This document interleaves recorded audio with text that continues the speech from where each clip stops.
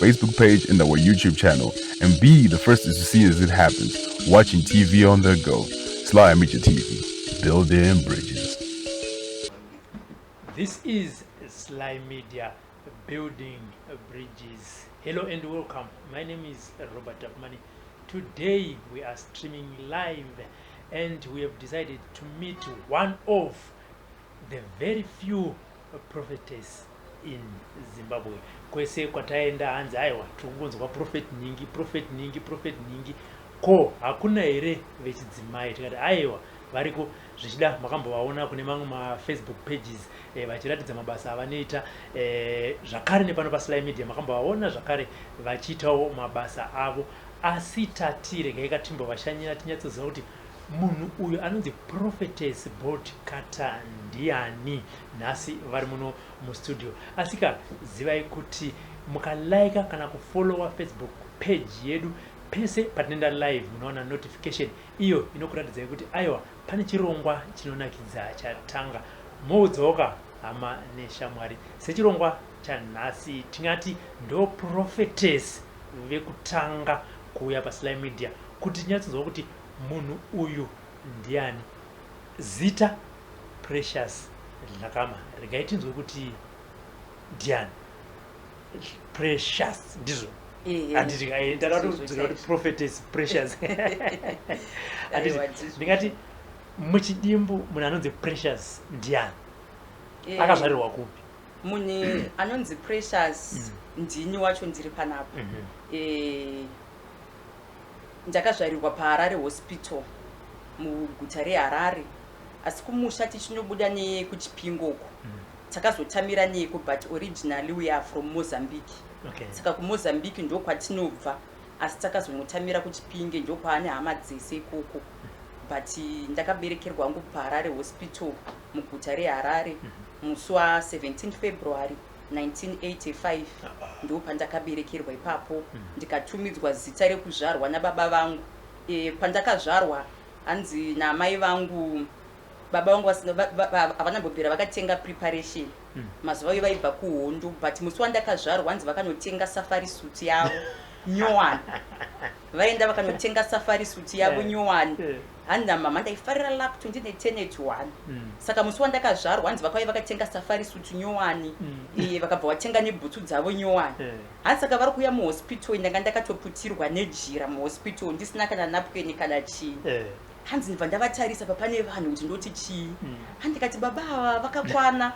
pane mwana haana kana napukeni kana chii, asi vari kuuya vakatenga safari suit nyowani nebhutsu nyowani.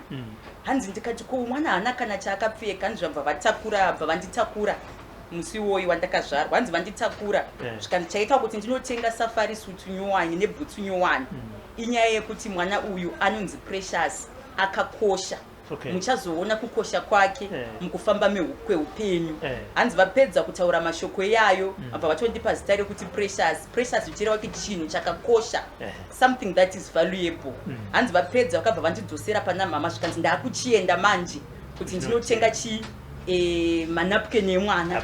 aPrecious nehembe dzokuti aite sei, dzekuti apfeke, because zvanga zvisingakodzere kuti ndimubate ndisina hembe nyowani nekuti akakosha. Saka ndo matumidzirwa ndakapiwa zita rekuti chii, rekuti Precious yayo. Amai vanga vasina here zita ravo ravanga vakafungawo kuti hai ndini mwana kudhara kapamwe kwanga vasina zvemasikani zvinobvonzonzi sex yemwana akamira sei,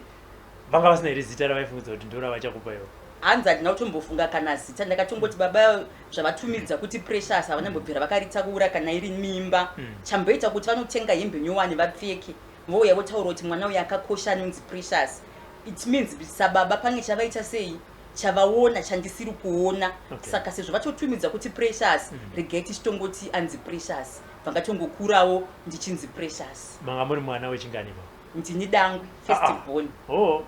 Ko vaning'ina nehandadzi vangani? Vaning'ina ndini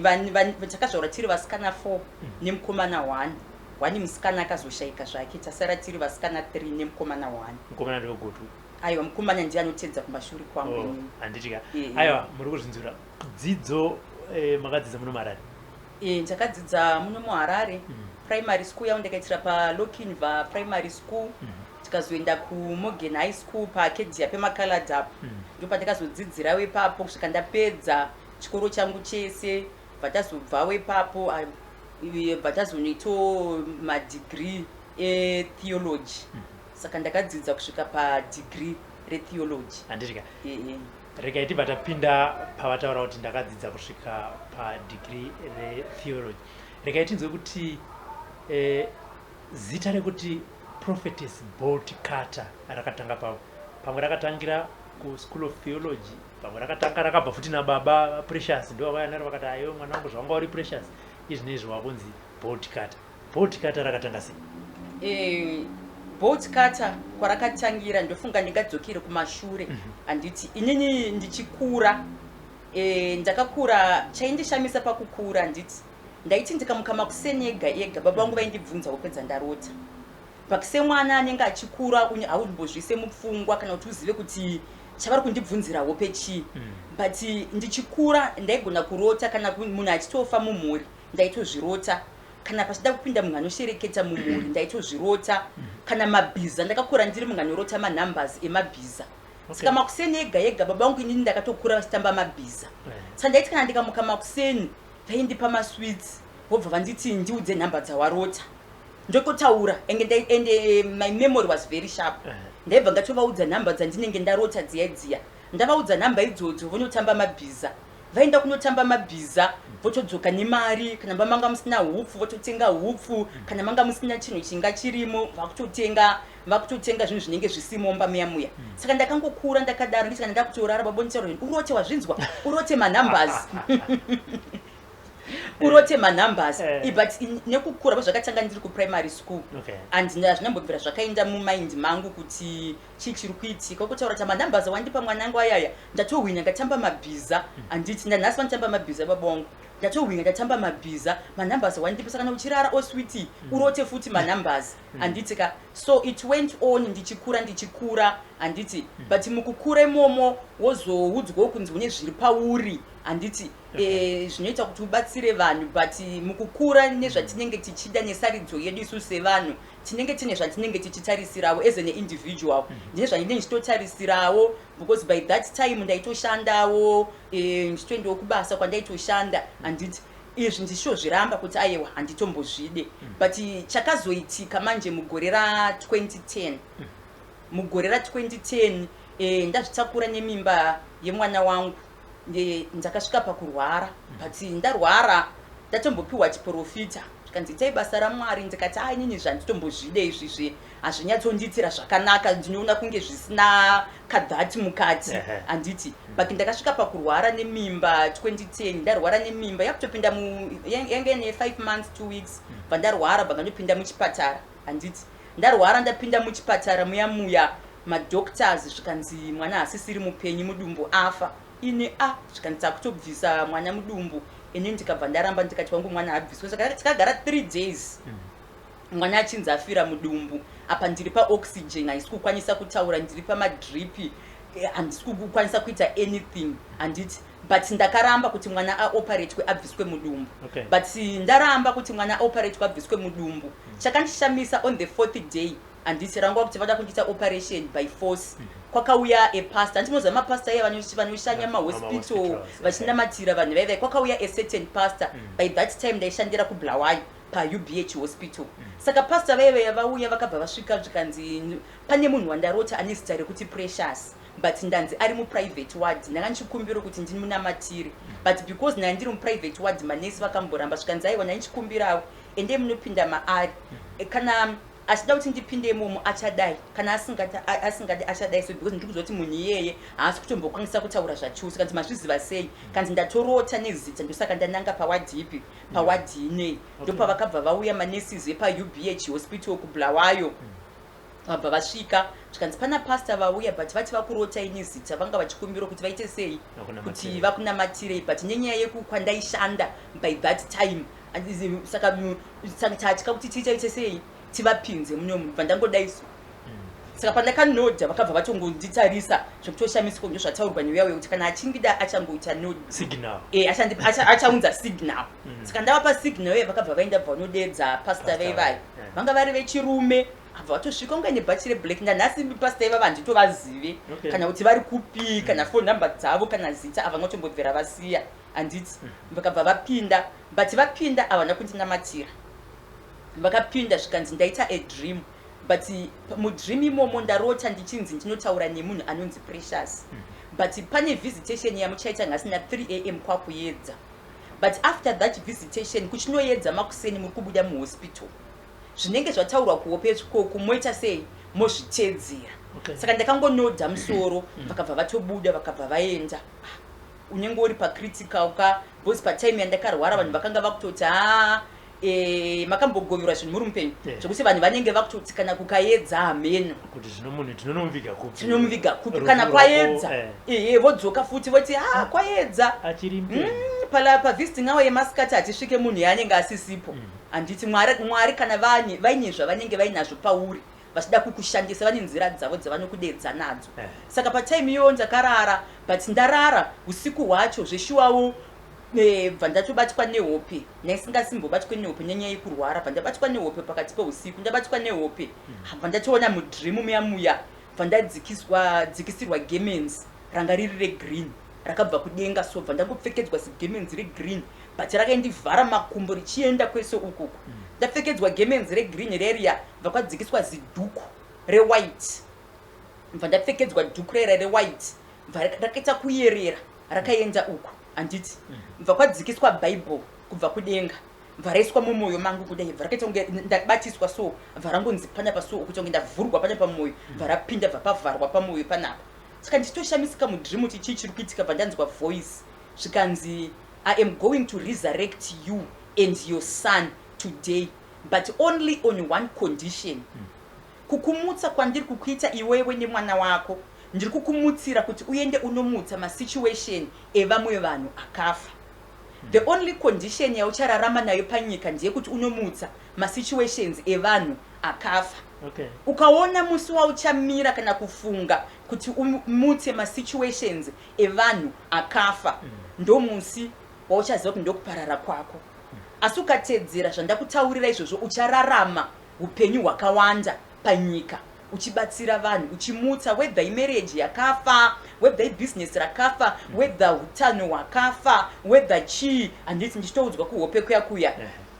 handina chandakapindura because ndakaita mweyo mamboita zvokuti unoita kuti kunge hafu wakarara hafu wakamuka because I was shocked nditori mudream mokuti kunge ndakapinda mutrance uyawe saka ndakatoshokwa but time iyoyo ndakabva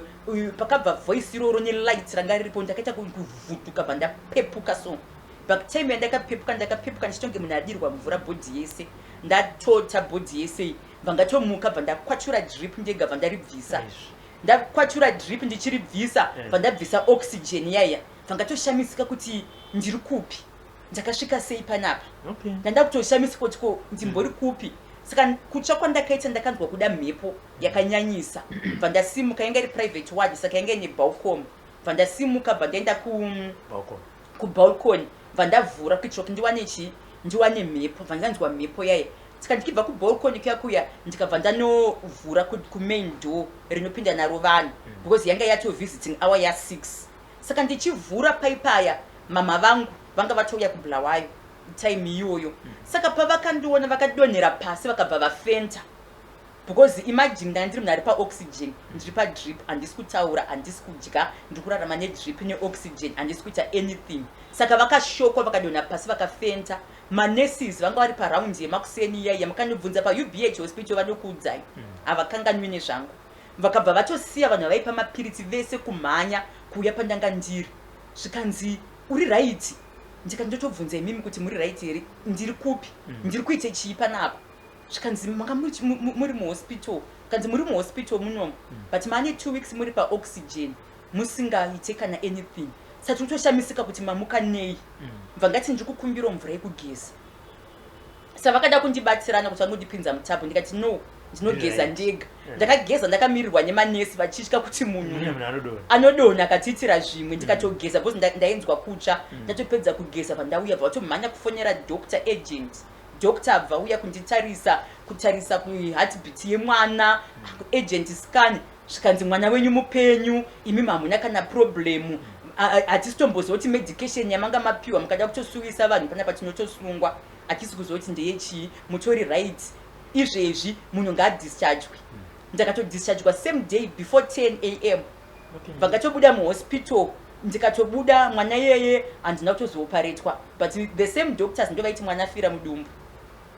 for 3 days but ndakatobuda muhospital imomo mwana yeye asina kuoparetwa izvezvi atokura ndakabva ndamupa zita rekuti tapiwa nashe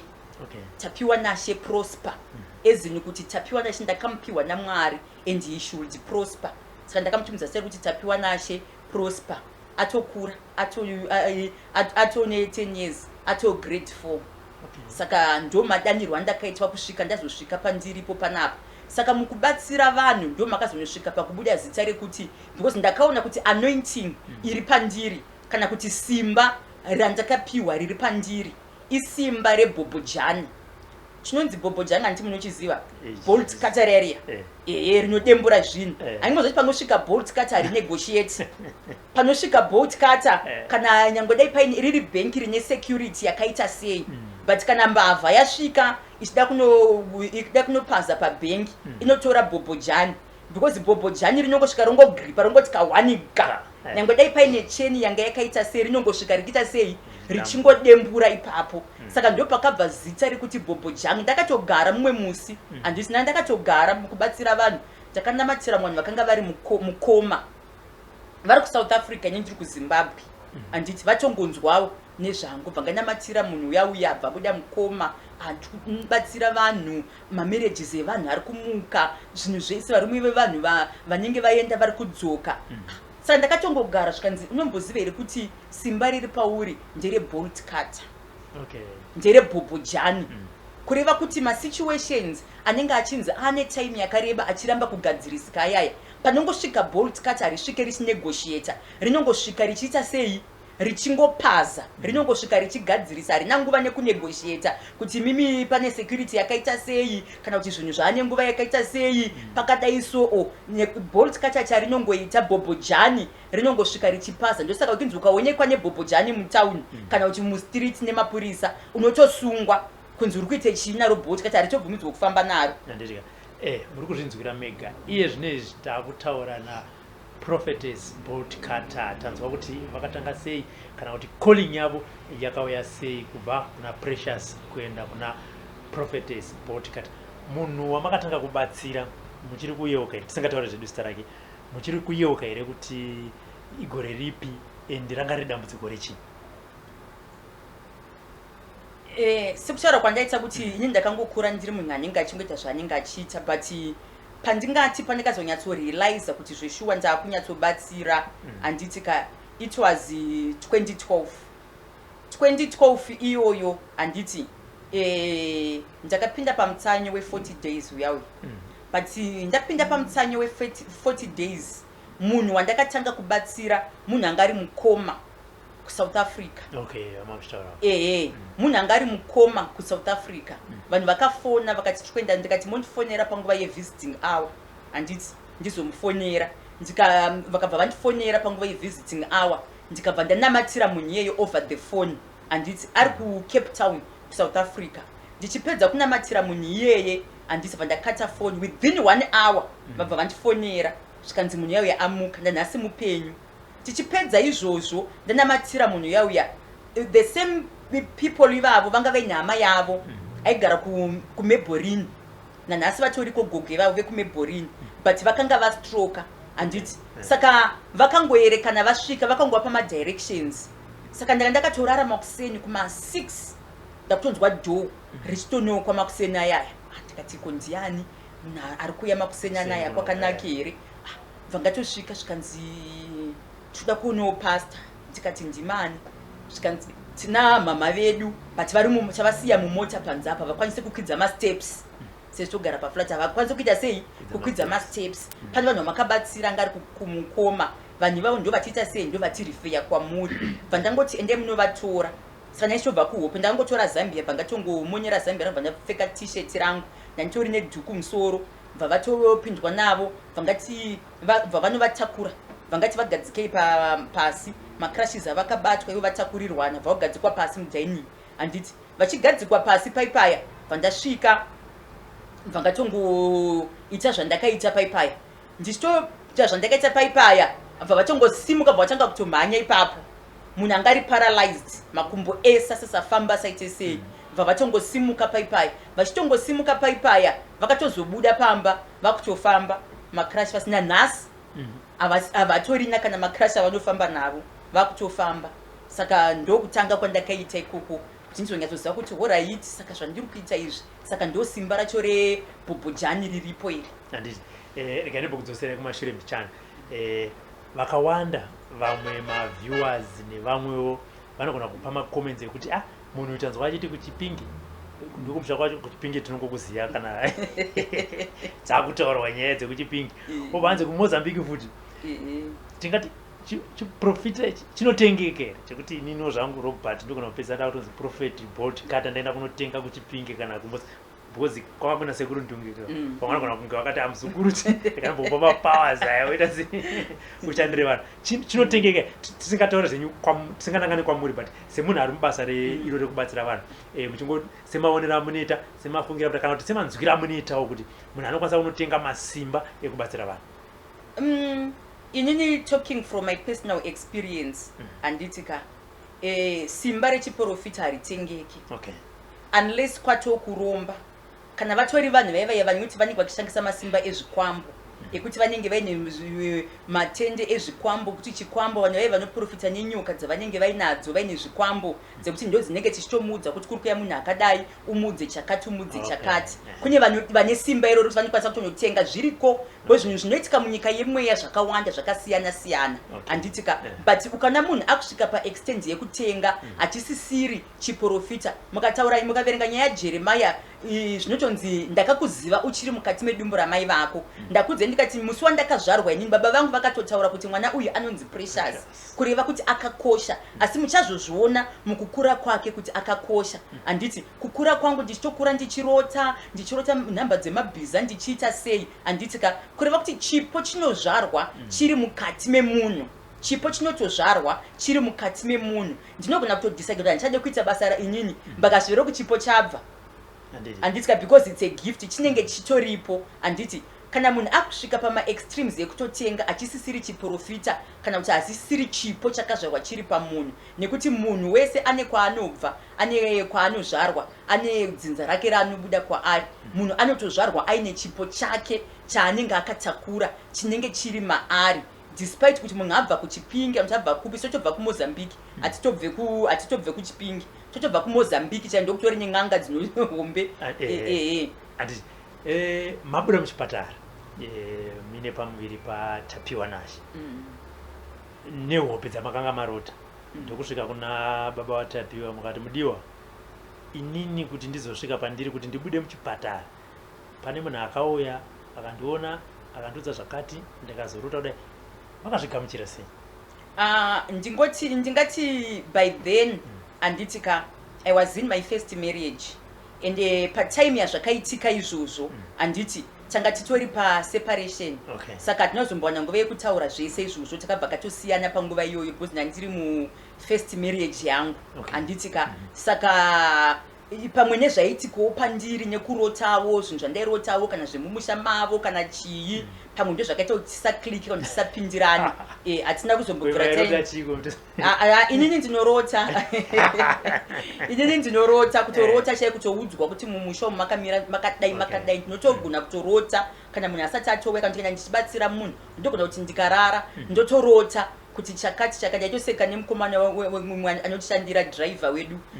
marimwe zuro ndichitomuta ndakakurotera hope dzakati akabata shaya so akanditarisa zvikandasi pana akuudzai nhai mama ndikati ai wasongosingazvizo ndo zvatinoita bhosi akamemploya manje inini ndinotorota zvese handiti saka by that time hatina kuwana time yekuita sei yekutaura kana kudiscussa or anything ko vabereki amai nababa Precious makavaudza kuti vakatochipa vabereki vangu havana kumbokatika madzanazvo ndofunga ivo vaitoziva kuti mwana wedu semunhu aipa baba nhamba dzemabhiza semunhu aipa baba nhamba dzemabhiza saka to them hazvina kutomboya as a shock but chavakatoita vakatodedza vanin'ina vangu nehanzvadzi yangu vakatotaura zvikanzi munofanira kumusapota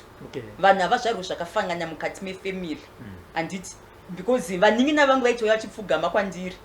kuti tibatsirei vana vamai vangu chaivo chaivo mai vangu chaivo chaivo vaitouya kutopfugama nanhasi mai vangu havandidedze kuti precious havandidedze kuti mai muchena havatondidedze kudaro mama vangu vanondibereka inini vanotondidedza kuti prophetess whether tiri papi because vakaziva chinhu chiri pandiri ende vakachigamuchira kuti aiwa vana havazvarwi zvakafanana mumwe anozvarwa ari doctor mumwe anozvarwa ari lawyer mumwe anozvarwa ari chii but vakangosvika pakuaccepta kuti no mwana wangu inini ndo chipo chakaita sei chaakapiwa naMwari ko shamwari yaPrecious then sionoza kana muri mune mafesika muchiudza kuti inini ndazodai pamakazomudza imi kuti ininika ndio zvaitika mukati meupenyu hwangu ndafungawo zvakare kugamuchira chipo chandapiwa naMwari kuti ndibatsire vanhu inini the funny part about me ndofunga ndakasikwa zvinhu zviri differently handina shamwari saka takatopedza kutaura zvatopera handina shamwari kana mukatoona munhu ane achimira pa kuti shamwari yangu yechikadzi anenge achinyepa saka handina shamwari handitorina munhu wekuti hanzi ndinotosheya naye kuti munhu wekunze kana kuti munhu andingatosheya naye zviri kuitika muupenyu hwangu murume wangu nehama dzangu shamwari chaiyo chaiyo kana kuti ndazobuda panze apo kana ukatosangana ndiri mutauni pamwe vana veukama kana chii not kuti shamwari inini kuti ndotogara pasi ndotombotaura nekutodiscasa naye kuti chakati handina shamwari ende zvakatoramba mheno kana ichazouyawo kana panga achazonzi naMwari aitowo shamwari yangu muupenyu but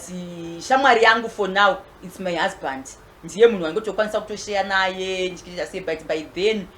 ndakanga ndisiri mumarriage handiti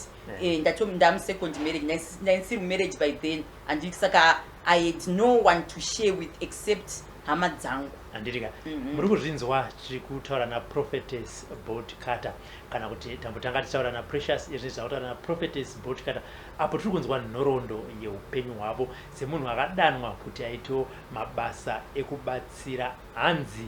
Boltcutter munoriziva parinenge rasvika ziva kuti rauya kuzoparadza manje ivo iBoltcutter rinouya kuzoumba hanzi dzingave marriage kana angave mabasa angave matambudziko emumusha regai iye zvinezvi tinzwe mabasa avanoita zvakare patinopedza chirongwa Prophetess Boltcutter vachakupai nhamba dzavo tichadzinyorawo zvakare kuti kana muine matambudziko anoenderana nebasa ravanenge vataura kuti aiwa munhu ane matambudziko akadai neakadai inini ndinokwanisa kumubatsira Prophetess vari kuona chirongwa matambudziko amunobatsira nawo vanhu inimi ndeapi munhu achifona achiti nini mambotaurai munhu anga ari mukoma makataura yegugu vanga vari paralyzed kwanga kuri kudhara tapa current ngatiti vanhu vari kufona izvinezvi vari kufona nematambudziko api uye munhu wabatsira sei isusu kana kuti izvezvi handiti ka matambudziko andakubatsira handiti ndifunga ndambotaura nyaya yefirst marriage handiti ka semunhu wechidzimai ndine kwakanyanyowandira strength yangu handiti ka through my experience from my first marriage handiti ka ndikizopinda wangu musecond marriage yangu handina problem but kwandakabva handiti zvinhu zvandakasangana nazvo mumarriage handiti the first area yandinonyanyobatsira zvakanyanyisa ndeyekumarriage ndo the first main area iyoyo whether murume whether mukadzi because matambudziko emarriage angoitike kuvakadzi chete anoitika even kuvarume munhu anogona ari mukati memarriage but ari mukati memarriage imomo aichinetswa nemurume kune vanhu vari kuhurirwa nevarume vari mukati memamarriages handiti vanhu vanotaura kuti aisusu Boltcutter tanzwa nekuhurirwa nevarume handiti tinobatsira vanhu vakadaro ipapo tinotoshandisa hari handiti ndifunga mukwani ndakabata hari yandinayo nered oil yandinayo handiti ka munhu kana achinetswa nemurume kuti ashungurudzwa nemurume ari kuhura kana kuti ashungurudzwa nemukadzi ari kuhura ari mukati mewanano ndataura kuti inini ndiri munhu wechidzimai ndinoziva kurwadza kunoita kuhurirwa ndinoziva kurwadza kunoitwa kunyeperwa uri mukati memarriage ndinoziva matambudziko anosanganikwa nawo mukati memarriage saka inini my agenda is to build homes kuti dzimba dzevanhu dzimire. Zvinorwadza kuti munhu asangana nemukomana nhasi apinda murelationship angorarwa 1 year obva atosiyiwa, asangana nemumwe atambiswa asiyiwa, asangana nemumwe apinda mumarriage arohwa ahurirwa. Saka vanhu vakadaro ndovanoti aiwa ndoka panopinda bobojani. Kana murume achikuhurira whether ahura nemutoo upi, anditi whether uri ku-UK, whether uri ku-America, whether uri ku-Australia, whether uri muZimbabwe, vari muZimbabwe anotouya in person. Pamba panapa ndifunga matopaona pando patiri panapa. Ari muZimbabwe anotouya in person, ouya nepicture remurume wake. Auya nepicture remurume wake. Kana achida kuya nehari yake anouya, so togara tine hari. Kana asingadi yedu hari anongoenda kumbare unotenga hari yake. Atenga hari yake ouya nepicture remurume wake, chomisira kamuhari choisa nered oil ishi. Chaisa muhari picture iyoyo onyora zvaari kuda, tozvikisa imomo, tobreaka akatobata hari iyoyo. Anenge asipo ari kudiaspora, patinoita process yacho tinorekodha video clip ye-alter breaking iyoyo for transparency sake, kuti aone kuti basa rake raitwa. Hatingoudze nemuromo kuti taita sei, taita basa rake, kuti togona kukunyebera kuti taika tisina kuita but tinotorekodha video yekuti taita basa renyu, tobva takutumira video clip yako. Kana munhu ari kunze kwenyika anongotumira picture rake nepicture remurume nemazita nemasenemu nemutupo. Isu tinodhila nemutupo because munhu kana achinogadzirwa namarwei uku anoshandisirwa mutupo wake. Saka tinoda mutupo wemunhu. Kana atumira toisa muhari, toita zvatinoita nered oil yedu iyi, togadzira kamunhu. Isu toshandisa hari, tinoisa munhu muhari, ndo matinoisa imomo. Whether ma relationship wanzwa nema test and pass waneta wauda kuti vedu we dai ndambororwa munhu wandinayo uyu ngaachitaurawo zvekuroora, kuti arambe achingotenderera achiita sei ndiri kuda kuroorwa. Anongouya nepicture remukomana wake, tomisira muhari, tomugadzira. Vari mumarriages kana ari padhuze totomupa red oil, tomuudza zvekunoita ikoko nechipfeko chemukati chemurume wake. Ari kure kwaanenge ari ikoko tinongomuudza zvekuita. Anotora shinda yepachipfeko chemurume wake. Kana ari mukadzi ari kunetsa anongotorawo shinda yepachipfeko chemukadzi wake, tomuudza zvekuita ari ikoko, netsono nezai ari ikoko. Otoita izvozvo ari ikoko, otosunga murume wake kuti nyangwe dai akada kubuda hakuna chinoita sei, hakuna chinoitika ikoko. Kozoita vanhu vane mabusinesses vekuti munhu ari mubusiness. Tisatenda kubusiness. Alright. Ngatiti Robert ane mukadzi wake vonyu, obva aita girlfriend Precious. Precious oya kuna Prophetess Boltcutter achiti ndoda kuti Robert achiita inini murume wake, asi mukunyaziza kuti murume wasi munhu anobatsirwa. Inini ipapo handibatsire. I have turned down many people. Mumwe anogona kuti uya achida kutonyepa choti zvoni nditori second wife kudhara, saka mungatadze kundibatsire here, ndakatoroorwa nditori second wife. Pangeshaona kuti munhu ada kunyepa because ndataura kuti my agenda semunhu wechidzimai handitika unless vamwe kana vachitongozvitsirwa kuti vanenge vachida mari or anything. Inini semunhu wechidzimai nemanzwisisira ndinoita kumarwadziro emarriage, handiti whether munhu akati arida kundipa 5,000 kana arida kundipa imba kuborodil, as long ari murume wemunhu handibatsiri issue iyoyo yekuti inini ndakutoparadza imba yemumwe munhu iye opinda. Kweni ndine murume kaini ko inini munhu akatora picture remurume wangu oenda kwaari oti ndigadziriwo Boltcutter abude mumba make ndipinde inini, chaunoitira mumwe munhu handitika zvinogara zvichinzi mandiwe mukadzi. Chaunoitira mumwe mukadzi newe unochiitirwawo mangwana. Unogona kusaona result yacho nhasi, but chaunodyara ndo chaunokohwa. Saka iwe ukabuditsa mumwe mukadzi nhasi, mangwana iwe the same way yawabuditsa mumwe munhu mukati memarriage yake, ndo same way yauchabuditswa. Kana ambokwanisa kunyenga mumwe mukadzi achisiya iwewe mumba, handitika kana ambokwanisa kunyenga iwewe achisiya mukadzi wake mumba, chinomupa kuti kana iwewe wapo ozotadza kunonyenga mumwe mukadzi kunze uko chii. Anotongobuda shiri inemuriro wayo hairegeri. Kana atombobuda kuya kuzonyenga iwewe aine mukadzi kumba, chingoziva kuti newewo uchangobudawo the same way yawabuditsa mumwe mukadzi. Saka inini andipo pakuti munhu akauya whether kuti vauya vari 2 mukadzi anobatsirwa murume wake handitika kobva kwauya futi girlfriend nokoti no rega ndingovabatsira zvakadaro no inini handiiti izvozvo handitika aiwa muri kuzvinzwira mega regai zvinezvi zvichimbonzwana prophetess kuti kana uine business sekutaura kwavanga vakuita pepeya kuti zvii zvaungabatsirwe nazvo vanokuti uya tirombe here vanokupa munamato wakaita sei vari pano kana mine maquestions zvakare tumirai tinovabvunza Prophetess Boltcutter tinawo ngatiti ndine business rangu harisi kunyatsofamba zvakanaka ndouya kuna prophetess ndinobatsirwa sei isusu kana mauya kana mine issue yenyu yebusiness tinobatsira vanhu vakawanda zvisingaite vamwe vane macastle tinobatsira vanhu vamwe malawyers vane malaw firm ava vanenge adonha vaivaya handitika tinobatsira vanhu vese vakadaro ivavo handitika kana munhu auya aine business rake risiri kufamba mune zvakanaka isusu hatirombese handiti ndinomboreceiva mameseji akawanda ndiri kuda kuromba ndoita sei ndofunga vanhu ivavo kazhinji vakazotarisa ndinotozobloka vachitonetsa pafoni handiti inini handirombese handipo pakurombesa munhu but kana wauya uine business rako riri kunetsa handiti tinongoshandisa hari inyei wotaura kuti ndiri kuda maclients akawanda ndozvandiri kuda wonyora pabepa toisa muhari tokubrekera hari handiti sakubrekera hari ndokupa red oil handiti kana dziri mota dzauri kutengesa ndotokuudza kuti endonopukuta mota dzako nejira rine red oil handitika kana zviri zvinhu zvauri kutengesa kana uine shopu unotongoenda ukazora red oil yako iyoyo kana uri overseas takubatsira une business rako ndinongokuudza zvekuita uri ikoko takubrekera hari kupi takubrekera hari kunoko handitika because nyaya iripo pakubreka hari muhari ndo mune nyaya yacho yese saka nesu tapedza kusota pahari apa handitika maclients ochitanga kuuya ndo mabatsirira atinoita isusu hatirombesi ndo mabatsirira atinoita iyayo ko ndakauya ndichitinda kuromba zvangu chiri kubatsira hatiti munhu anenge achiyachi kuti chenyu kubatsira kakozi ndizvo handiri kuda kuti zviite zvakafangana mukaenda kumadoctors pana dentist kuna doctor wemazino kuna optician doctor wemaziso kuna doctor anoona nezvemusoro kune doctor anoona nezvemakumbo chaizvo chaizvo handika each and every part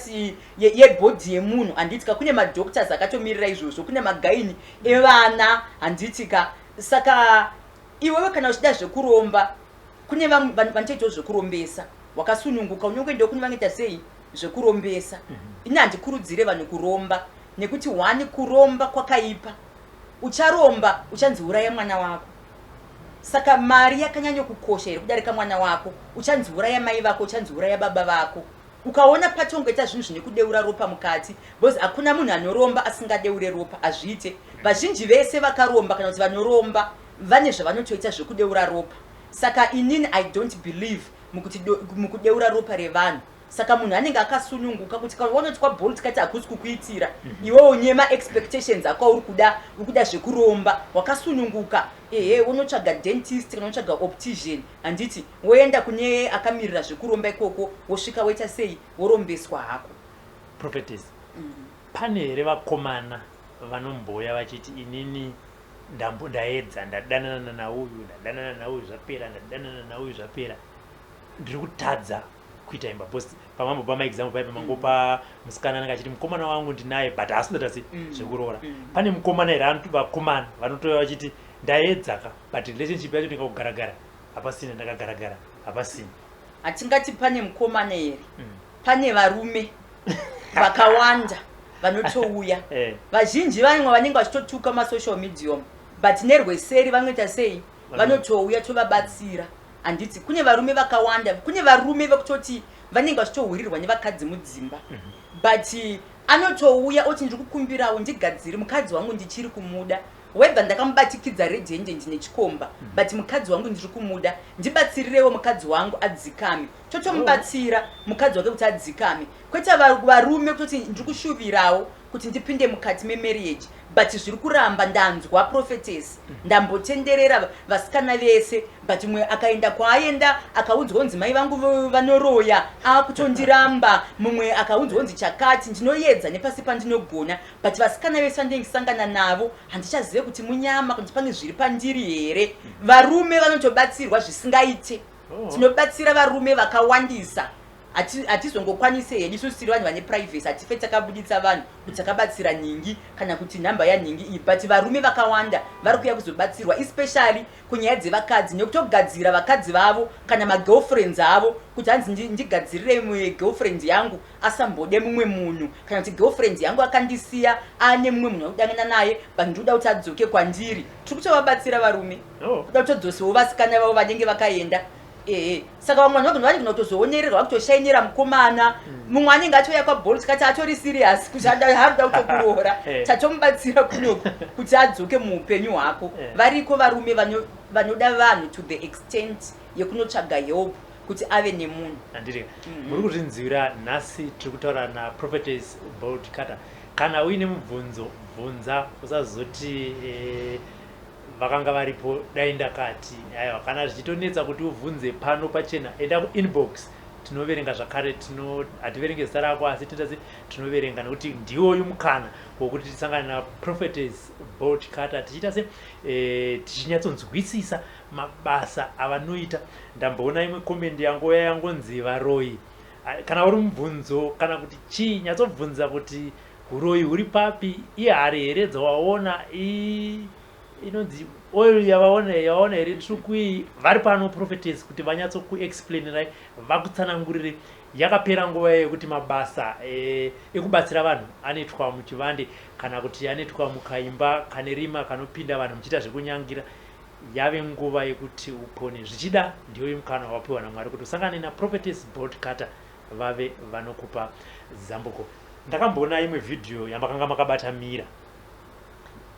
munenge muchibatsira matambudziko echipo pai tinombeta ma-altar breaking emira handitika pamira kune ma-monitoring spirit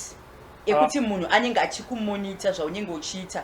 Kune vanhu vane life yekuti anotoshanda handitika but patime yaanenge achishanda kune maspirit kane kumusha kwake anenge achimumonita anotokutendera kuenda kubasa agotokutendera kuti upinde mubusiness but that monitoring spirit inenge ichitomonita zvaunenge uchiita zvese kuti alright waenda kubasa it's okay but painenge ichikumonita inokusiya usvike musi wepayday but musi waunosvika musi wepayday unonzwa kunzi kwafiwa naambuya kana kuti kwarwariwa nasekuru kana kuti kwarwariwa nababa kwarwariwa naamai handitika imonitoring spirit iri kumonita kushanda kwauri kuita inotokutendera kuti shanda hako handitika but musi kwetakaita sei takabata zvese saka inenge ichikumonita inokusiya paunenge wakufunga kuti this time ndaakuzokohwa ndakunopiwa kasalari kangu kana kuti ndakuwana mari kubusiness kwangu unozongona kwatongonyuka problem mwana atyoka gumbo ninga arwara kwaitika accident wakutobuditsa mari yaiya wakutonocover that problem yaiya handitika paunenge uchifunga kuti this time ndaakuda kuzororwawo monitoring spirit inotokusiya ugotopinda mulove nemukomana muchitodangana zvakanaka uchitofunga kuti aiwa this time ndapinda machena ndaakutororwawo but monitoring spirit vanhu varoi kune vanotoshandisa mamira kana remote control yekutomonita. Ndosaka muchiona kuti munhu anogona kubuda munyika yeZimbabwe munomu oenda kana kuUK but aenda kuUK ikoko ane 20 years haana kutsika kumusha kwavo kwabushu uko but aine 20 years asina kutsika kumusha kwavo kwabushu handitika anogona kungoramba achingomitiswa ari kuUK ikoko azvireva kuti muroi iyeye waenda kumusha ukanotsika ipapo kanokorwa ivhu but changoita pashandiswa monitoring spirit yemira kana remote control munyika yemweya handitika bhozi zvinhu zvemweya zvatakutaura panapa munyika yemweya vari kutoona kuti wasangana nanhingi isusu takaita mhiko yekuti munhu afanire kuroorwa handitika saka vanokusiya wodangana nemunhu uri kudiaspora ikoko but wadangana nemunhu iyeye wakutoiswa mimba munhu akutokusiya wasangana nemuNigerian akuitisa mwana akutokusiya wasangana newe kuCameroon wakutoitwa mwana wakutoisiya handitika mweya yetsvina hainei nekuti uri kupi nogona kuclose door kuti inini kumusha kwangu handichatsike ndakunogara kwakati but muroi haanei neizvozvo muroi anokwanisa kukuroya whether uri kupi. Ndosaka muchiona kuti munhu anogona kunopenga ari kuIreland kutorwara nepfungwa ari kuIreland handitika ukazonzi angakadzidza zvisingaita atori nemadoctorate but akutopenga kutodya mabhini ari kuIreland chaitika chii zvinhu zviri kuitika mukati menyika yemweya pane vari kumonita nemamiras handitika kune vamwe vakatoiswa mazita mumahari vekutoti vanenge vachinzi itai zvamuri kuita bva tiri kumonita hapana kwamunoenda hapana chamunoita. Oh. Saka vanenge vaendawo kune vamwe onzi saka alright ava mamonitoring speeds unotoenda nezita rako rosikonyorwa kunzi Robert ndoda kuti asabudirire asadai roiswa muhari futi imo rotoiswa muhari. Ndosaka isu tichizoti paunouya paipa yanditsika isusu hatingoise muhari kana taisa muhari tinotobreka tinotopunzira pasi hari. Iyo yakasiyana manje inogara yakadaro kana yaiswa kana yatokwidibirwa yakutosiiwa yakadai so handiti. Saka munhu anogona kuedza kuda kuita chipi agokwidza nekudzika pakapanga chinobuda agotraya kuita business zvigoramba agotraya kuda kuita marriage zvigoramba agotraya kuti ndoda kuita chakati but zvese zvinenge zvingori nekustrugula mukati akada kuti apindewo mubusiness nemunhu avharwa mari 5000 US avharwa 20,000 pounds akada kuti rega ndidaiso hapana kana chinobuda handiti it's because wakakwidibirwa. Saka paunye ukwatiri isusu handika patinoisa muhari miyamo yanditsika tinotoibreka totoipwanya handitsika patiri kupwanya kana murume wako pane kwaakaiswa uku handitsika because kune vanhu vanosemwa nevarume vekuti murume anenge akagadzirwa akanokwidibirwa handitsika but murume akwidibirwa miyamuya the moment iri kupinda murume mumba ari kukonengwa akazora tsvina hauna kana zvaunokwanisa kutaura nemurume anything chawada kutaura nemurume handitika. Vamwe varume vari kubuda kunzoko vonosangana nemagirlfriends vasangana nemagirlfriends vari kushandisa machira ikoko pabonde handiti vasangana pabonde paipaya jira rawasiya kugirlfriend rere kana tauro rawashandisa kugirlfriend pabonde iwe uri kuti wasiya kugirlfriend wamuda handitika but munhu ari kusara achitora jira iroro ari kusara achitora tauro rawapukutisa rariya obva aenda onoti shwe obva akwidibira pamweta sei paanokwidibira handiti muri kuona manje. Saka munhu paakudzokera kumba kune vakadzi vakanaka zvisingaiti hanzvadzi handiti vakadzi vakanaka zvisingaiti ende vanogeza zvisingaiti but ukanotarisa hapana chaanoleka anenge achitogara muborodhi webhuruku handitika but achigara imomo nemanakira anenge akaita nestructure yaanenge ainayo murume anogona kutomusiya agotomusema agotaura zvinengei agopfugama pasapa agospreya perfume agoisa zvese zvinonhuhwirira mumba kuti mumba munake agoita madheko ese anoitwa mumba but murume agobuda ikoko agadzirwa kwaanenge aenda handiti. Saka ndo patinosvika tikasei kuti isusu hatichaisiya yakadaro isusu taakunoiputsa taakubreka zvese mhiko dzose dzakaitwa pamunhu wako mhiko dzose dzakaitwa kuti usaende kubasa mhiko dzose dzakaitwa kuti bhizinesi rako risabudirire ndo patinosvika takuita sei taakunoputsa hari. Saka patiri the moment yatiri kunoputsa tichibreka yai handitika kana murume pane panga kaiswa akutoti bengeni akutofunga kuti mukadzi wangu kana business pane paranga rakakwidibirwa maclients akutotanga kuuya chakakwidibira maclients yachiya chakutotaramuka changa chakabata basa reriya chakutobva mabasa akutowanika. Kune vanhu vakadzidzwa nemamasters vane chii vakanyokutaura kuti ndanzwa nekuisa macv handina kana chinhu 1 handina kana company 1 yandinodedzwa vamwe vanongondipromisa zvotongopera zvakadaro. Saka the moment yatiri kunobreka hari tabreka zvese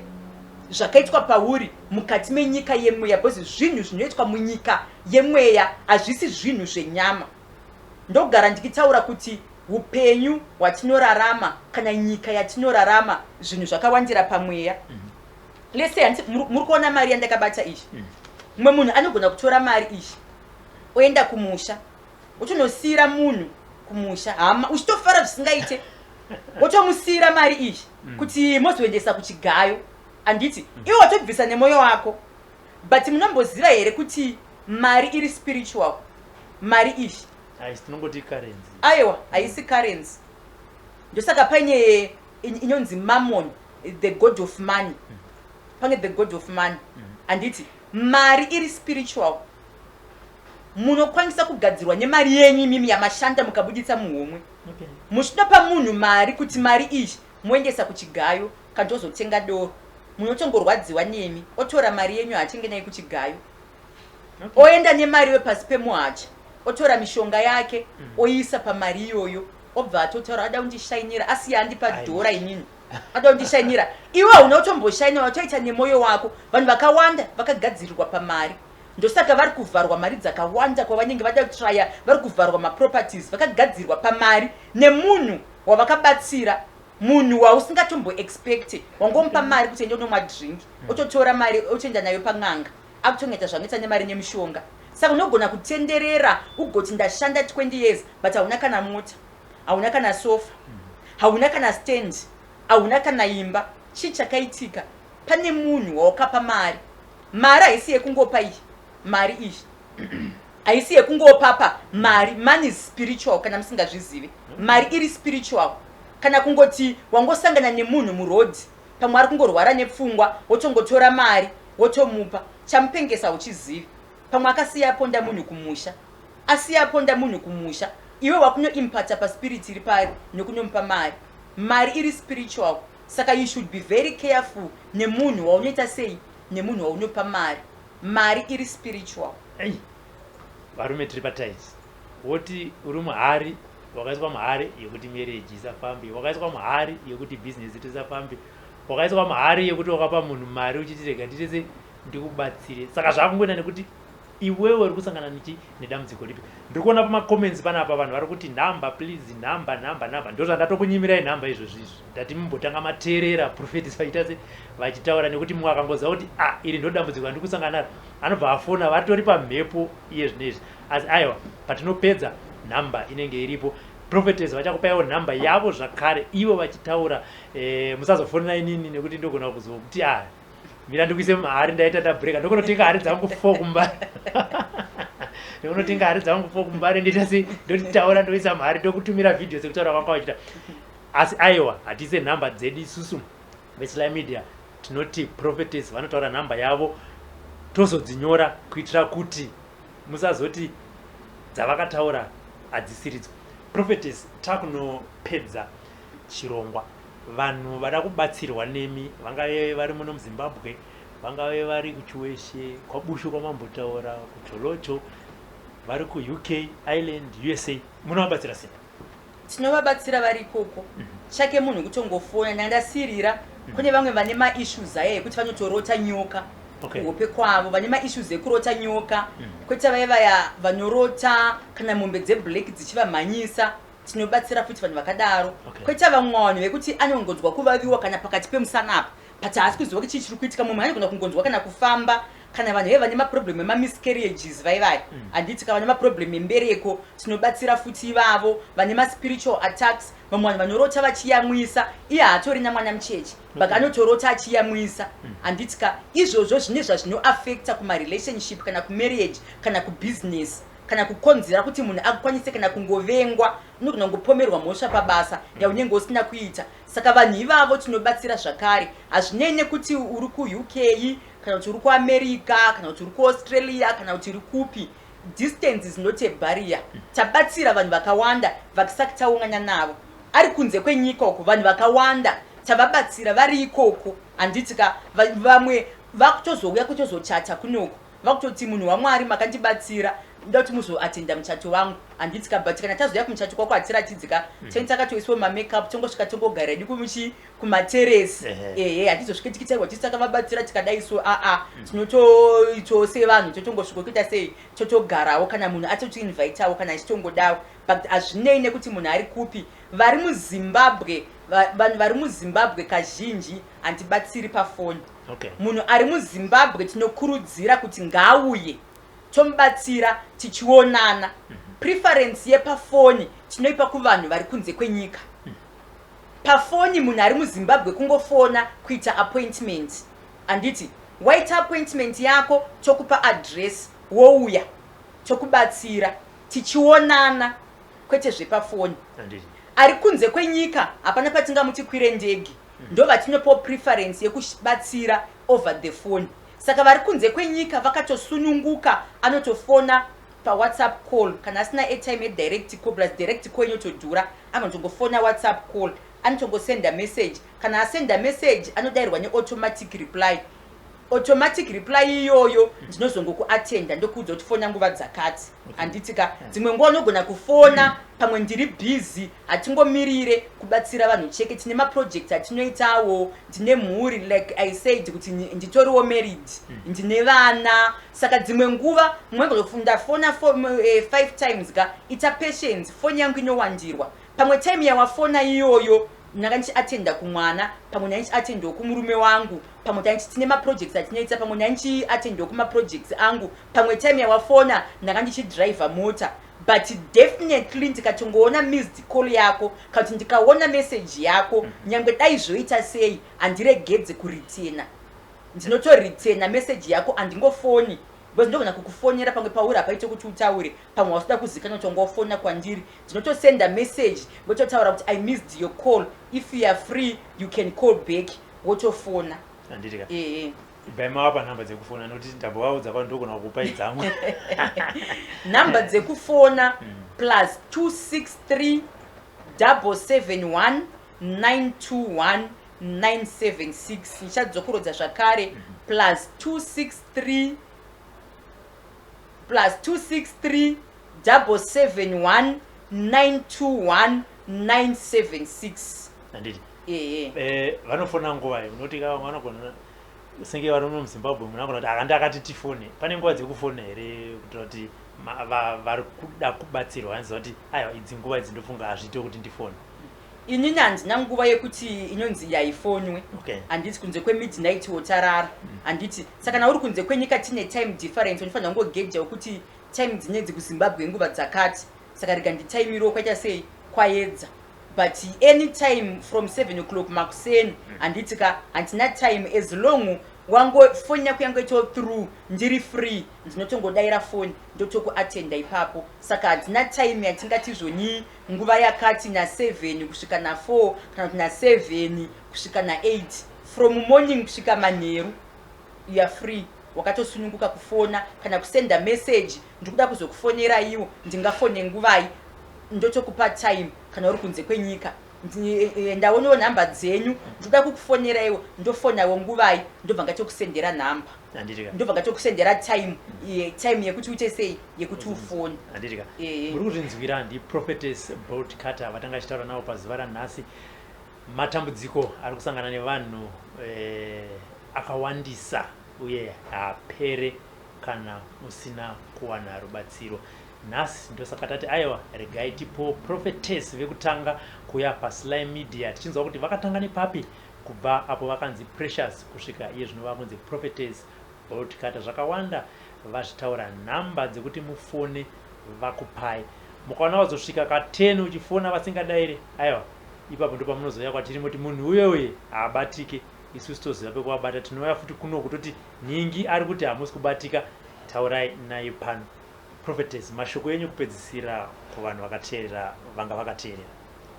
mashoko angu ekupedzesera panhu vanga vakateerera indogara ndikitaura kuti ndiri mukadzi ane nharo ndofunga kazhinji munongoona ari maprofita echirume vanongonzi ndo vanobatsira kana kuti chakati not meaning kuti hakuna vakadzi vakadanwa kunzoku vanotobatsira vatoriko vakadzi vakatodanwa saka nyaya haisi yekuti inoda kubatsirwa nemunhu wechirume kana kuti munhu wechikadzi handiti ndanotaura kuti ndo prophetess vekutanga wechikadzi auya paSlyMedia handiti handizive kuti fiye here kana kuti chii chinobata vanhu vechidzimai handiti but mashoko angu andinotaura ndeyekuti indinozvigara ndichitaura kuti ndiri mukadzi ane nharo ndofunga mandiona ndiri mupfupi zvisingaite handiti but neupfupi hwangu ndiri munhu ane nharo kwete nharo dzekutirwe kana zvibhakera handisati ndatomborwa upenyu hwangu hwese kusvika pandiri panapa handisati ndamborwa nemunhu but ndiri munhu ane nharo dzekuti hakuna chinonzi chinoramba amai vangu vanogara vachitaura saying yekuti munhu haasekwe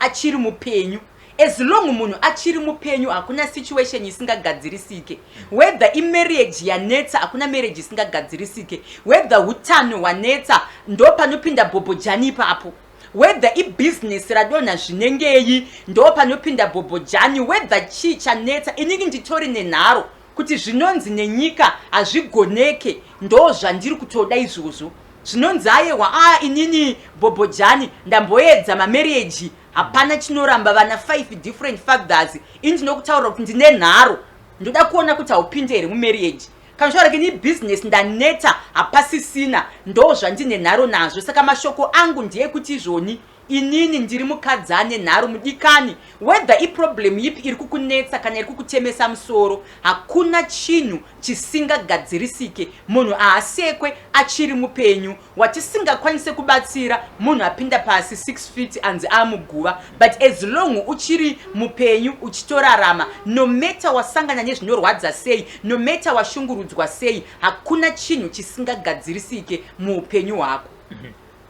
Prophetess vanga vakutoparidza vatoti ndawana mukana iyoyo. Aiwa, hapana chakaipa. Namba vakupai, namba tichanyora. Fonirai Prophetess mutaure navo. SlyMedia, building bridges. Your views and comments are welcome on the program. Remember to like our Facebook page and our YouTube channel and be the first to see as it happens. Watching TV on the go. SlyMedia TV, building bridges.